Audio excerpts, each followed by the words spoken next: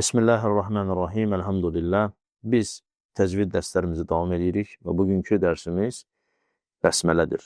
Bəsmələ, yəni Bismillahirrahmanirrahim. Bəsmələ, Quran-ı Kərimin Tövbə surəsindən qeyri bütün surələrinin əvvəlində gələn bir formadır. Bismillahirrahmanirrahim. Və alimlər Bismillahirrahmanirrahimin Quran-ı Kərimdən olması və Quran-ı Kərimdən olmaması barədə ixtilaf etmişlər. Doğru görüş budur ki, Bismillahirrahmanirrahim Quran-ı Kərimdən bir ayədir. Necə Allah təala buyurur ki, İnnehu min Süleyman və innehu Bismillahirrahmanirrahim. Bu Süleymandandır və Allahın adıyla, rəhimli və rəhman olan. Və Bismillah hər bir surənin başında başlanğıc üçün deyilir. Lakin hər bir surənin özündən deyil.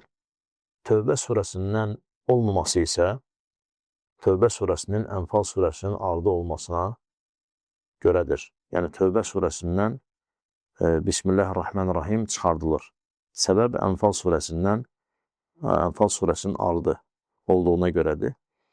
Və nə üçün ona Tövbə surəsi deyiblər, Ənfal surəsi deməyiblər? Səbəb də budur ki, orada 3 nəfərin tövbəsi barədə nazil olmuş ayələr vardır.